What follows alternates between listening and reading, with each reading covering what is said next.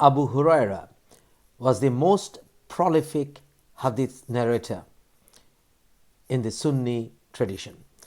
Abu Huraira narrated almost 5,374 Hadiths. He is held in high esteem, yet the Shiites don't accept Hadith from him at all.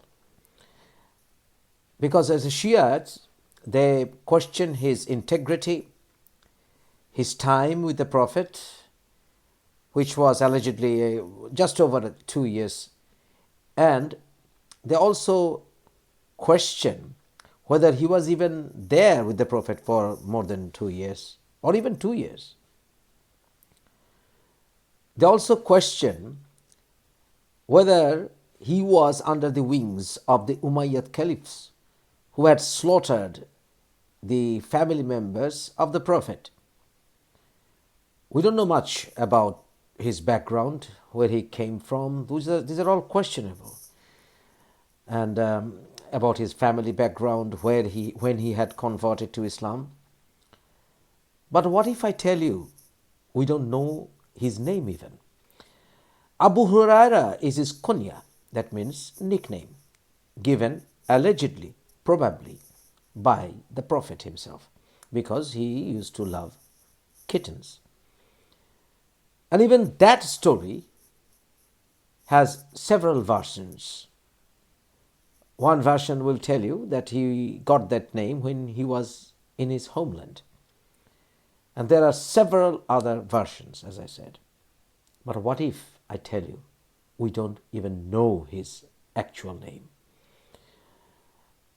We have a poet, our national poet in Bangladesh. He is called the rebel poet.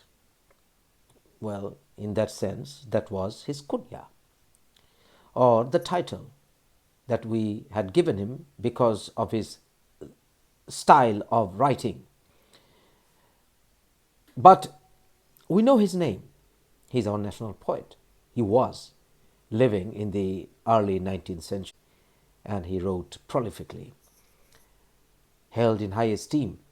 But this Abu Huraira, who is categorized as the 7th category Sahaba, and he joined the Prophet at the last leg of his life, but went on to narrate, as I said, almost 5,000 plus hadiths.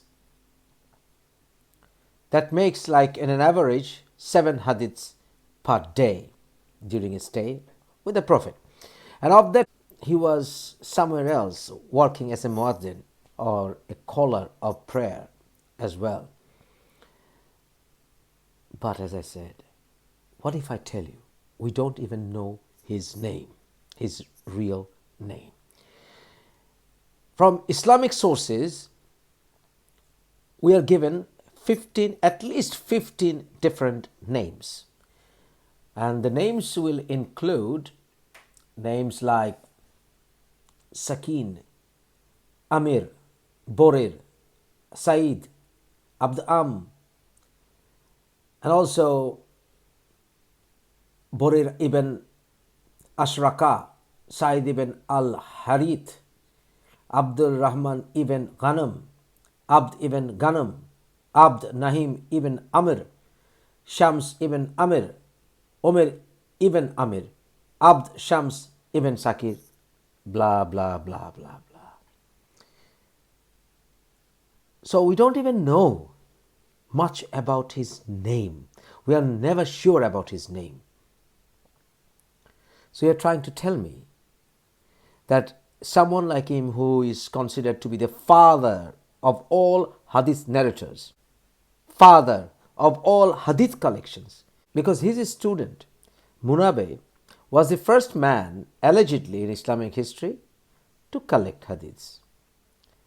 So please engage honesty and ask yourself, if we don't even know anything much about him, and we don't even know his real name, and none of his students even bothered to worry about his real name, so how much questionable the character is. And he was not an educated man. He came from a very poor background and he was illiterate, and he didn't even take part in any actual battle with the Prophet to prove his dedication for Islam. And he was going to and fro between Ali and Muawiyah, who were arch enemies to one another. So someone who was not even sure about his moral commitments, we are taking him as one of the greatest Hadith narrators of all time. Be honest. And now think that, what if I tell you there's no proof that even Bukhari wrote Bukhari? There's not a single copy of Bukhari until the 12th century. And even that is in the British Library. When we are told that Bukhari wrote Bukhari in 842. Give me a bloody break.